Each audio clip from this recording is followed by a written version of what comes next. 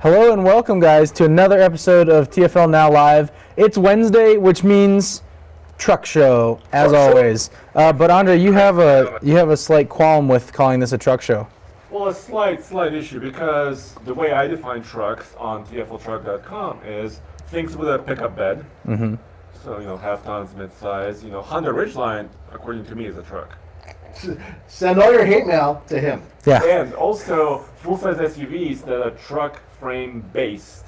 But what are we talking about today? Well, today we got some cool lists. So we got the top 5 trucks that you can't afford anymore. These are classic trucks that are just getting way too pricey. We're going to talk a little bit about classic names and the recent series of trucks that are coming back with classic names, and what that has to do with prices for the old versions. And then next, we actually put together a top 5 list of the trucks that you can still afford, but that might get expensive soon. And then I found something cool on Bring a Trailer, or the internet showed me something cool on Bring a Trailer, and we're talking about that truck right behind us. It's our new long-term Titan. Which I think you guys are both really excited about. Yeah. Okay. But let's just jump right into it, guys, and get into the top 5 trucks that you can't afford anymore. And number 5 on the list is the 91. Oh, actually, I should clarify something. So for this list of the ones you can't afford, we consulted our friends at Haggerty and used their pricing guide to determine the price. But in doing that, we had to pick a specific year. So the one year that we chose is just representative of a certain generation of truck. That makes sense. So number 5 is the 91 Jeep Grand Wagoneer. Right now, the average price, according to Haggerty, $14,000. This is the cheapest one on the list. Yeah, and these things are topping off well over $50,000 and $60,000. Recently, they did a wheelie dealer with one of these, and it actually was a really good episode. Yeah. These things are going for crazy money right now. But look at just the look of this truck is amazing. I mean, chrome. You got wood applique on the side. This is like the best of the late 80s. It's not a real. It's like the best of the late 80s gets a nice hint of the 90s with the wood paneling. But it just has a classic appearance. It does. Really solid. Now, just an FYI, the later versions of these, including the 91, which is I think nearly the end of the run, those are really the most desirable because they have the most modern electronics, so to speak. Mm-hmm. Cool trucks. Unfortunately, they are getting pretty pricey. 14. If you can find one for 14, Yeah, good luck. you might want to snatch it up because they're going to keep going up And for tell sure. us your feedback during the show. We'll be monitoring the chat room, right? Yeah, if Yeah. you have cool stories with these or just Comments, comments, yeah. questions, let us know. I'll be reading. I got the handy dandy computer right here. Okay. But moving on to number 4, we used. Oh, was that the price graph? You can go back really quick. So Haggerty gives you these really cool graphs that kind of show you the value over that. We chose the past 5 years, so you can see right about January of 2017, the nice ones especially took a big jump in price. Whoa. That's what is that? 10 grand, 9.5 grand, or 7.5 grand. It goes up to 42,000 at the Yeah. top of this list. So this is really good condition, fair condition, and below average condition. Yeah, they got expensive. Something happened in January 2017. Barrett Jackson is usually in January. That's So true. maybe that's what it related was. to that. And on top of that, a lot of people tend to have a little bit more money to play with various budgets. Yes. A little bit more dough. Yes. Mhm. Yes. Okay. All Something right, up. moving on. Number 4 is 68 Scout. So this is the Scout 800. As you guys know, last summer, Tommy and Nathan, Tommy and Tommy and Kent. You look and like Kent, by the way. Yeah, I do. Tommy and Kent and Roman and I drove 8 hours into Wyoming to buy, not this, we bought a Scout 80, which is earlier in the same generation, basically. But Scouts now for the 68 are getting priced up to $15,900, and they're also going to continue going up. For the record, we only paid $4 grand for ours. Yeah, it was in the barn. It was in a full barn. of rat poop. I had to clean a lot of rat poop out of that. It was a Well, we have really, to haze some way. it was a horrifying experience. But here you can see the price graph. So right around, I guess that would be September of 2016, maybe? Yeah, or 2013. They kind of jumped a little, and then right again around 2017, or the end of 2016, they took another big jump in price. I wouldn't be surprised if those keep going up and up and up. But a nice one can cost you on average almost 30 grand for a nice Scout Yes. 800. By the way, Tommy still has the Scout. Yes. Yep. Yeah. We're trying to register it properly because there's a thing with the VIN numbers. Yeah, the VIN there's- number changed. So he's working on that. I want to bring it back and do another video. Oh, we're going Yeah. to do a lot of videos with Yeah. that. Once we're able to bring it Once back we can get it legally. titled, yeah. It's just the problem is it doesn't have a title, and dealing with the American bureaucracy. Yeah, you have to deal with it in 2 states, Wyoming Yeah, and Colorado. yeah, which is not the most fun experience. Moving on to number 3, the '87 Land Rover Defender. This is a Defender 90. The 110s are also really cool. 90 is the short wheelbase, 110 is the long wheelbase. You just had a cool opportunity to drive one of these at the Overlanding Expo. Tell us about that. Oh wait, the price first. Price. $25,800. What? Yeah, which they're finally at the age now where you can import them from Europe.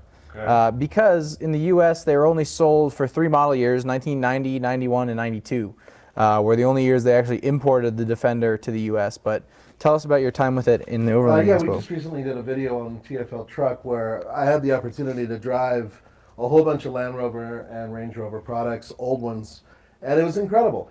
The thing is, consider a vehicle like this to be extremely primitive because it is. It's agricultural. It really isn't so much a vehicle that you can drive on the highway and enjoy like a modern one. But I think we kind of talked about that in the video, so I definitely recommend checking that out. What was cool was you took it on the same off-road course as you did, with all of them. Yep, with the successive Classic generations, and the exactly. Discovery. And it was interesting to see how they performed on the same hill. Yep. It was really cool. Especially when the electronics start kicking in with the more modern vehicles and you have traction control and whatnot. The one I drove had open diffs front and rear. It turns out that there was an option to get a locking rear diff, but I believe that's only available overseas. So we'll see what happens when you start importing them, right? Yeah, real quickly, guys, let's do some shout-outs.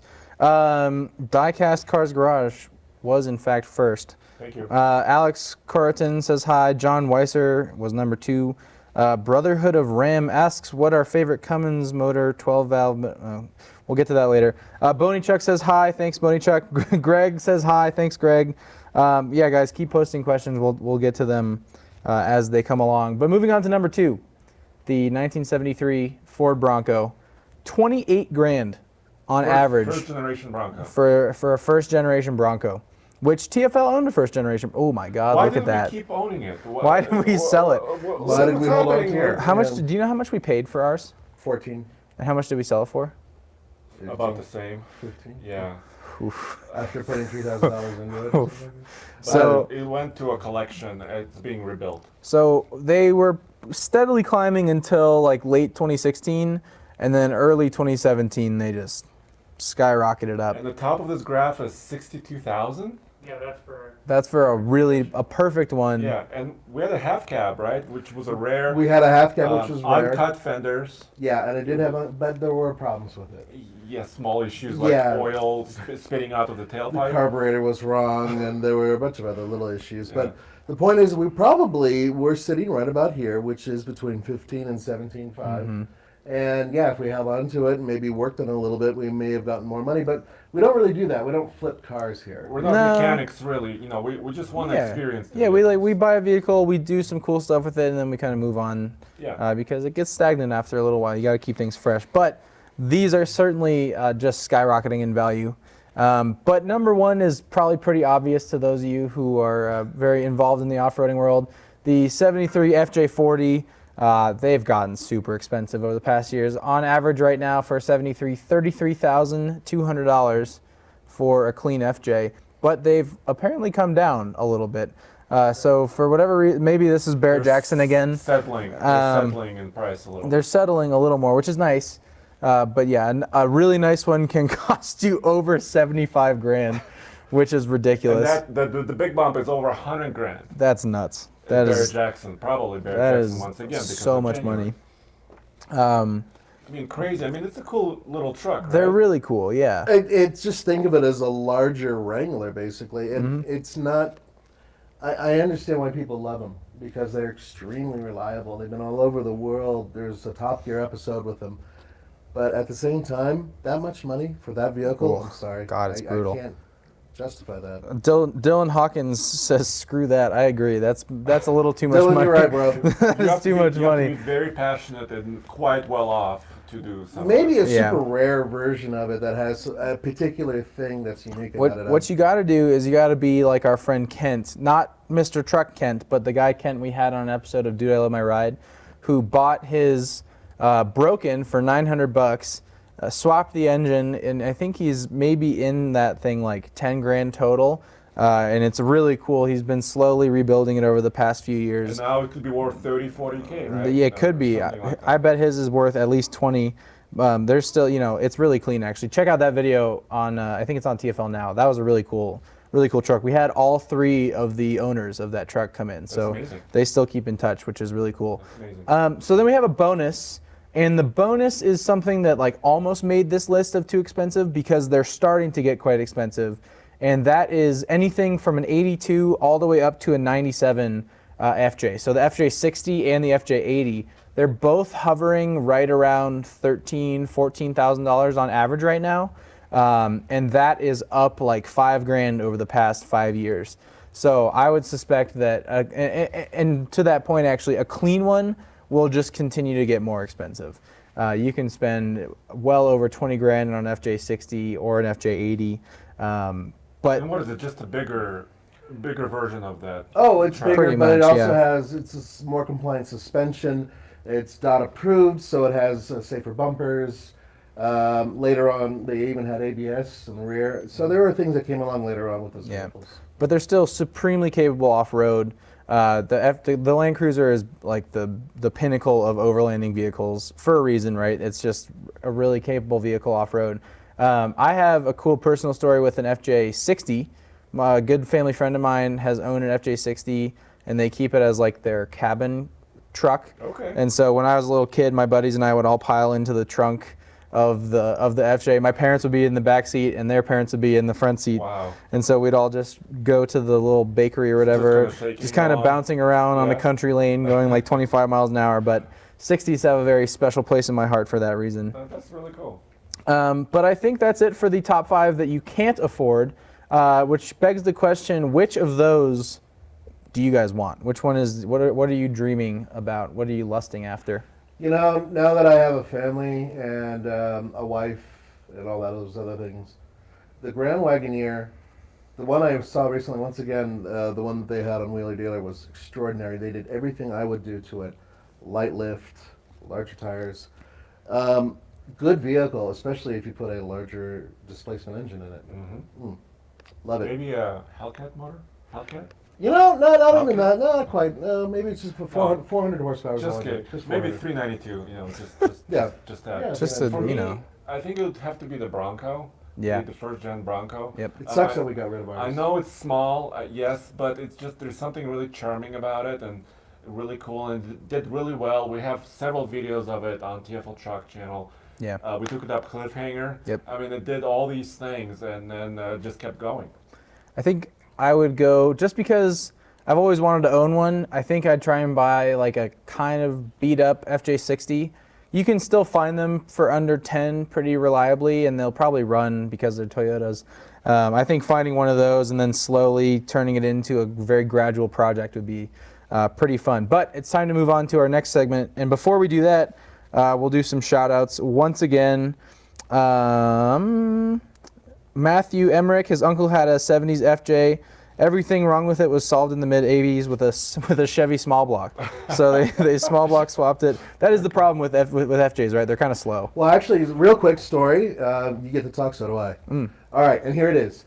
The original FJs were actually built to hold an American engine, a 350 from Chevrolet. They had a deal in the making with General Motors back then when they brought the vehicles to the United States to put a large displacement engine in the vehicle, not just the straight six. That fell through, and because of that, in the 80s and 90s, a lot of guys were throwing Corvette engines into these things. That's so cool. And calling them toy codas or something like that.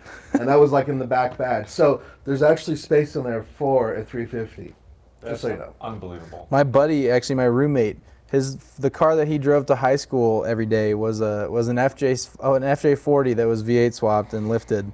How would that work? It's like a bucking wild horse. It or was something? hot and bumpy and There's a lot more space to work on one loud, of these than the equivalent but, Wrangler or CJ5 at the time. they are really cool. Greg would have a Bronco or a Diesel FJ. Carlos asks, what about the Mercedes G-Class? That's a good point, actually. Yeah, but I think that's going above these rankings. There's a lot of other vehicles that do. Well, as it depends on the year ranges, right? Yeah. So we're talking about kind of the heritage, classic models. Of course, G-Wagon's been around for many, many decades. Yep. But those were kind of military surplus vehicles, right? Yeah, yeah. The So- original ones were, yeah. Right. So and there was a company that we actually profiled. Roman did a profile of that, who took the military trucks and tried to make them a little bit nicer. Yeah, that's true. And they were affordable actually. Oh, there's several vehicles that we wish you could put on this list, but it is a top 5. Yeah. And I think we should probably move on to the next top 5. We should Classic move on. names, actually. Yeah, classic We need to names. discuss So, classic names. Yeah, there are so 4. obviously, guys, like the Bronco we know is coming back. The Wagoneer we know is coming back. Some rumors floating about we have a good idea that the Jimmy or the Blazer is on its way back. And there's rumors too that the new Jeep truck will be called the Scrambler. So all these classic names are coming back, right? But what does bringing back a classic name do to prices of the older vehicles? Let's chew the fat on this a little bit. What does that mean, you think? Like, what will happen to Broncos now that there's a new Bronco coming back? Because they're already getting expensive. So the theory goes that when you bring back a classic name, then the vehicles that they were initially named for may go up in price, or at least with popularity. That's not always the case. Look at the Dodge Dart. That didn't do a damn Oof. thing when they brought it You back. went there, Ouch. dude. You I'm went sorry, but Yes. boom. Oof. And there are a lot of other names they bring back that they really shouldn't. But when an iconic name that they've buried for a long period of time, and you already know that you have the popularity cachet on that name, of course it's going to bring up the popularity of the older models. Yeah. Because people are going to look them up on the internet more often. They're going to look them up in their library. They're going to actually see them at car shows. And yes, in some cases, it may help increase sales. Yeah. And I think you have to do it properly, like you said. You have to do it So- right, yeah. Because the Dart did not have the spirit of the old Dart. Not even close. It was a sedan. It was an economy sedan. There's nothing wrong with that. Like I No, it like was them. it was but okay car. Yeah, but it was. But if you do it properly, if you make a square-bodied Bronco that looks Reminiscent. harkens back to the heritage, and you have a Yep. classic name associated with it, Yep. Yes, I think it's good stuff. I agree with you 100%. But bring up the Blazer, would you? There's not a lot of heritage in this one, What is Well, going on? so we don't know. We don't know what it looks like. anything for sure yet. This is a rendering, right? We're guessing. This is a concept vehicle that Chevrolet unveiled. yeah, this is the F something RX. Yeah, they actually have Forks. this for overseas market. This is a concept electric. Hmm. But that's the thing, how do you approach the subject? Do you do a full retro style? Do you do futuristic style? How do you do it? And that's the tough part to answer. Yeah. Now, with a vehicle like this, they did show some other practical SUVs that are disguised. We've even seen a few that we suspect will have that name attached to it. But why bring back a name and put it on a vehicle that lets everybody down? I mean, really, That's gonna kill it. That's gonna will kill it it. hurt you more by doing that? I think it will, personally. But by the way, I love the actual names coming back. Sorry. Yeah, to no, it's interrupt okay. you. It's okay. Because we've had alphanumeric names for Oh, a while. God, I know. MKC, MKZ. I don't. CZX 433 and What does it Yeah. all mean? But when you have a name like Scrambler or Ranger, the Yeah. Ford Ranger, Yeah, actual names. actual names Yeah. that mean something. Yeah. well, the Scrambler is a really good example of a good use of a name. If they do it, it's still not confirmed. But if you bring up, one of the Scramblers, do we have a? We don't. Okay. No. Well, that's the pickup truck that we're coming out. The Wrangler, The- basically. the which Jeep truck, You guys yeah. have all seen pictures of it, all masked off. Yep. Now, the original Scrambler was basically, I believe, a CJ5 stretched slightly, so it had kind of sort of a pickup bed in the back, but it was a two-door, and it was a popular vehicle, and now it's an extremely popular vehicle to buy and restore and put back out there. So that's a great name. It works great. But here's another one that's a little questionable, and that's the Wagoneer, which we were just talking about earlier. Yeah. Well, Wagoneer, it's been out for a long time, and that's this is the one that went to China, and this is the Commander. Yeah. But a lot of people think that that's what's Grand Wagoneer is going to look like. We Yeah. still don't know We very don't know. much about it at We all. know very we little. know- Guys, we've been spending too much time on this. We got to move on. Sorry, we got to we're move just on. Reminiscing. But I'm sorry about that. before we do that, really quick, could be that the FJ Cruiser did the similar thing to the FJs, right? When they brought back the FJ Cruiser, do you think that might have helped spike the old I FJs? think it did, but at the same time, they hurt themselves by not updating the vehicle. So that's Fair enough. their own damn fault. And All now right. it's dead. Time to move on to our next top 5 list, which is off-road trucks you can afford, but that will get expensive soon. So we're trying to get ahead of the curve. So here. these are things we think you should buy now if you want to have something that'll appreciate Maybe in we should value a make little bit. Roman buy this. Maybe we should make Roman buy No, this. because whatever we suggest, he turns around and does exactly the opposite. So number 5, we've kind of lumped 2 into 1 here. So number 5 is the 4Runner, the first and second gen, or the Toyota pickup, first and second gen. So for the 4Runner, we actually have 2 prices to talk about because you can already see that things are starting to get expensive here. So the 85 to 89 4Runners are averaging on Auto Trader. We had to use Auto Trader for these because Haggerty only gets so new.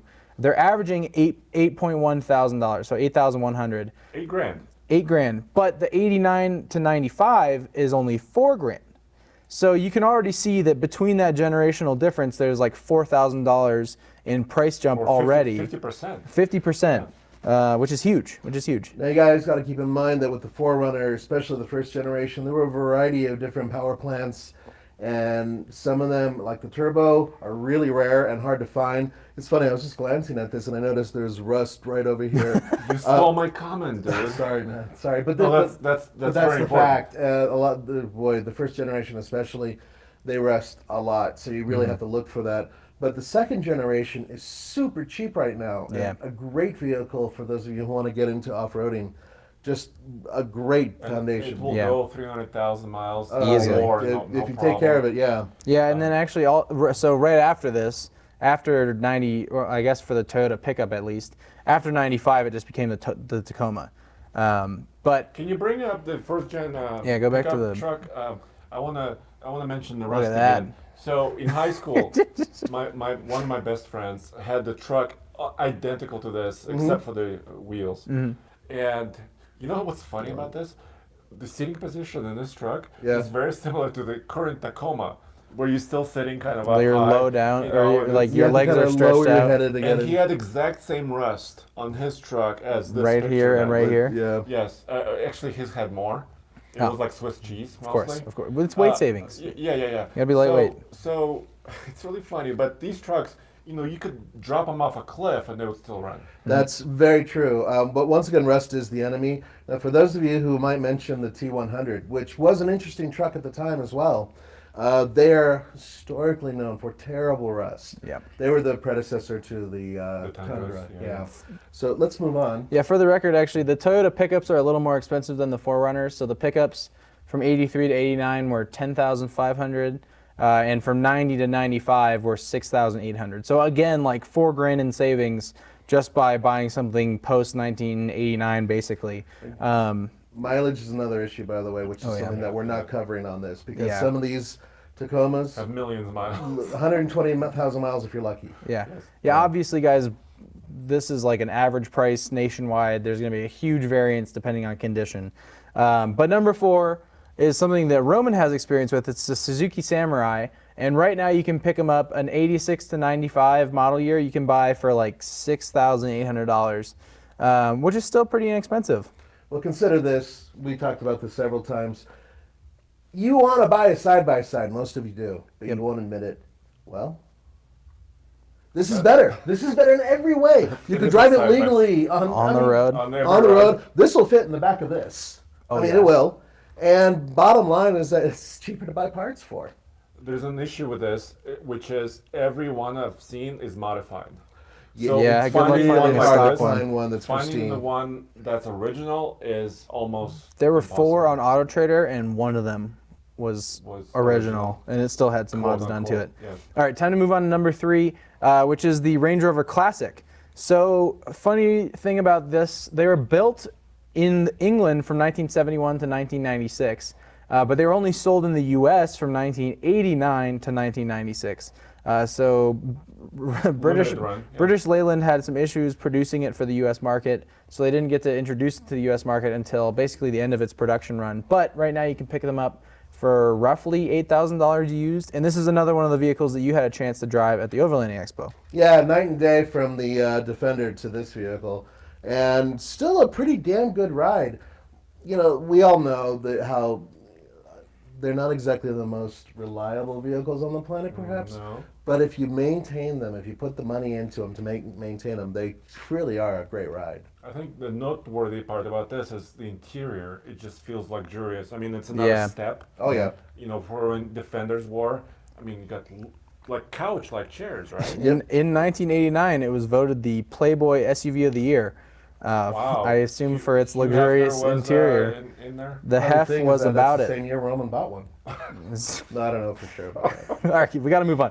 All right, so number 2 on this list is the second generation Bronco. So that's a 78 to 79. Guys, you chose the wrong Oof. picture. That is, it's. No, that's- it's the right picture. They only. Look at this. The lift looks terrible. Oh yeah, they only built it for 2 years, the second generation. Okay, I'm with you, Nathan. It needs bigger wheels. It's wrong. It's a little bad. I'm sorry, whoever owns this, it just doesn't. It's. Okay. Okay, let's move on.